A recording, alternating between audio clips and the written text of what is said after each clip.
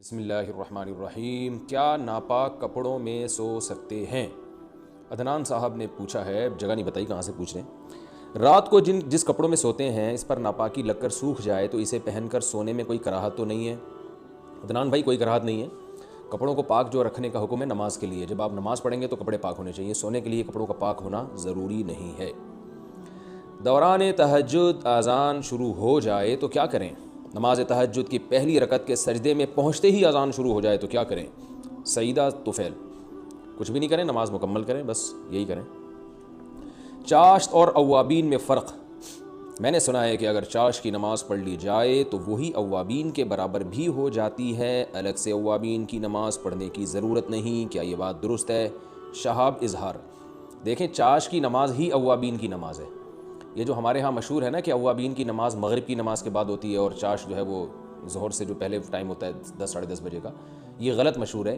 صحیح حدیث میں آپ صلی اللہ علیہ وسلم نے حین ترمض الفصال، کہ جب گرمی جو ہے نا شدت پکڑتی ہے اور ذرا روشنی اچھی طرح ہو جاتی ہے، اس وقت جو نماز پڑھی جاتی ہے آپ صلی اللہ علیہ وسلم نے اسی کو تلک صلاۃ الاوابین، اسی کو آپ صلی اللہ علیہ وسلم نے اوابین کی نماز کہا ہے۔ تو اوابین چاشت ایک ہی نماز کے دو نام ہیں۔ البتہ مغرب کی نماز کے بعد 6 رکعت نفل پڑھنے کی الگ سے فضیلت ہے، وہ آپ صلی اللہ علیہ وسلم کی ایک الگ سے اس پہ فضیلت ہے، لیکن اس کو اوابین جو ہمارے ہاں کہا جاتا ہے تو وہ اصل میں اوابین ہے نہیں۔ وہ ایام بیز میں قضا روزوں کی نیت کرنا۔ اگر ایام بیز کے 3 روزوں میں رمضان کے قضا روزوں کی نیت بھی کر لیں تو کیا وہ ادا ہو جائیں گے؟ مسز ندیم کراچی سے، جی نہیں، وہ ادا نہیں ہوں گے۔ ایام بیز کے مستقل روزے ہیں، رمضان کی قضا الگ سے ہوتی ہے۔ اگر آپ ایام بیز میں قضا روزوں کی نیت کر لیں گی تو قضا روزے ہوں گے، ایام بیز کا ثواب نہیں ملے گا۔ اسی طرح یہ 10 محرم کو جو مستقل روزے کی فضیلت ہے، اس میں اگر کوئی قضا کی نیت کر لے تو قضا ہے، پھر وہ 10 محرم والا روزہ نہیں کہلائے گا۔ باقی بھی جتنے روزے ہیں، پیر اور جمعرات کا روزہ سنت ہے، تو ان سب میں یہی حکم ہے۔ ہمارے زمانے میں زنا کی توبہ کیسے ہو؟ محمد فائق صاحب بھوپال سے پوچھتے ہیں، اس زمانے میں زنا کی توبہ کیا ہے؟ یہی ہے کہ بس اللہ کے سامنے گڑ گڑائے، کیونکہ بہت بڑا جرم ہے۔ وَمَن يَفْعَلْ ذَلِكَ يَلْقَ أَثَامًا، قرآن کہتے ہیں جو زنا کرے گا نا وہ بہت بڑے گناہ سے اس نے ارتکاب کیا۔ يُضَاعَفْ لَهُ الْعَذَابُ يَوْمَ الْقِيَامَةِ، قیامت میں اس کو بہت شدید عذاب دیا جائے گا۔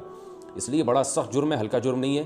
خوب اللہ کے سامنے گڑ گڑا کے توبہ کی جائے، رو کے معافی مانگی جائے، رونا نہیں آتا تو رونے جیسی صورت بنائی جائے، اور اللہ کے غضب کو ٹھنڈا کرنے کے لیے کچھ صدقات و خیرات بھی کر دیا جائے تو زیادہ اچھا ہے۔ اور ساتھ ساتھ پھر آئندہ ایسا کام ہی نہ کیا جائے جس سے اس گناہ کی طرف رغبت ہو، یعنی اس گناہ تک پہنچانے کے تمام ذرائع اور وسائل کو بند کر دیا جائے۔ یہ سچی توبہ ہے۔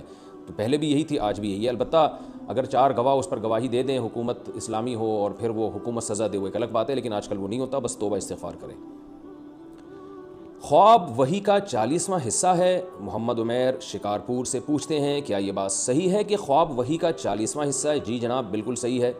رسول اللہ صلی اللہ علیہ وسلم کی صحیح حدیث سے یہ بات ثابت ہے۔ آپ صلی اللہ علیہ وسلم نے فرمایا کہ خواب وحی کا 40واں حصہ ہے، اور آپ صلی اللہ علیہ وسلم نے یہ بھی فرمایا، لم یبقى من النبوۃ الا المبشرات، کہ نبوت ختم ہو گئی مگر خوشخبریاں دینے والی چیزیں باقی ہیں۔ صحابہ نے پوچھا، یا رسول اللہ وہ خوشخبریاں دینے والی چیزیں کیا ہیں؟ آپ صلی اللہ علیہ وسلم نے فرمایا، الرؤیا الصالحہ، اچھے خواب۔ اور یہ بھی آپ صلی اللہ علیہ وسلم نے فرمایا، قرب قیامت میں مومن کے جو خواب ہیں وہ سچے نکلیں گے۔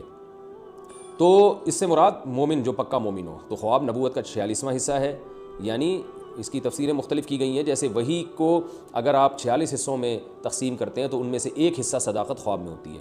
لیکن یہ بات خوب اچھی طرح سمجھ لیں کہ خواب سے کوئی شرعی مسئلہ ثابت نہیں ہوتا، خوابوں کی تعبیریں ہوا کرتی ہیں، اور بعض دفعہ بہت سے خواب انسان کے دماغی تخیل بھی ہوتا ہے، تو ضروری نہیں کہ ہر خواب کی تعبیر پوچھ کے علماء کو تنگ کیا جائے۔ جنات چڑھ جائیں تو کیسے بھگائیں؟ اگر کسی پر جنات سوار ہو جائیں تو اس کا علاج کیا ہے؟ کیا تعویذ پہننا صحیح ہے؟ محمد فائق بھوپال سے۔ دیکھیے، اگر ایک جن سوار ہو جائے تو اس کا علاج تو آسان ہے، 2 جنات سوار ہو جائیں نا تو پھر آپ ان سے کہیں بھائی ڈبل سواری ممنوع ہے، لاک ڈاؤن کی وجہ سے آج کل یہ بڑا اچھا موقع ہے۔ تو جن سوار ہو جائے نا تو دیکھیں اس کا علاج تعویذ پہننا بھی ہے، اگر جائز تعویذ ہو جائز ہے، لیکن یہ کہ بہتر یہی ہے کہ صرف سنت رقیہ پر اکتفا کیا جائے۔ سنت رقیہ کیا ہے؟ جو رقیہ رسول اللہ صلی اللہ علیہ وسلم سے ثابت ہے، سورہ فلق پڑھیں، سورہ ناس پڑھیں، اور سورہ فاتحہ پڑھ کے دم کریں، آیت الکرسی پڑھ کے دم کریں، بس اتنا کافی ہے۔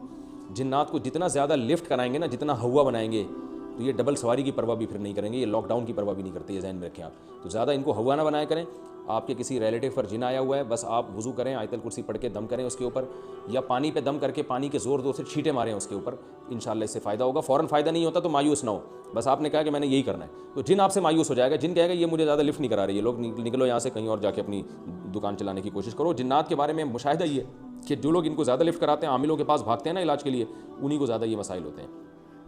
اور وقتی طور پر عامل کے پاس جانے سے فائدہ ہوتا ہے، وقتی طور پر، لیکن یہ نہیں پتہ ہوتا کہ کل یہ جن جو ہے نا فلاں پر بھی آئے گا، یعنی آپ کے اور عامل کے پاس جانے سے نا یہ جن جیسے آج کل کرونا ہے نا، ہسپتال جائیں گے تو زیادہ پھیلنے کا اندیشہ ہوتا ہے، کیونکہ ہسپتال میں کرونا کے مریض زیادہ ہیں، تو بالکل یہی حال ہوتا ہے۔ عاملوں کے پاس گئے نا تو وہاں ویسے ہی جنات راستہ دیکھتے رہتے ہیں عاملوں کا، تو وہاں اور زیادہ جنات آئیں گے اور اس کے ریلیٹیوز پہ بھی آنا شروع ہو جائیں گے، یہ ہمارا مشاہدہ ہے۔ اس لیے عاملوں سے دور رہیں، تمام دوائیں بچوں کی پہنچ سے دور رکھیں، اور جو ہے بس اتنا علاج کریں جو میں نے آپ کو بتایا۔ انشاءاللہ اللہ نے چاہا تو ٹھیک ہو جائے گا، نہیں ہوتا تو صبر کریں، سارے مسائل دنیا میں ان کا حل نہیں ہے۔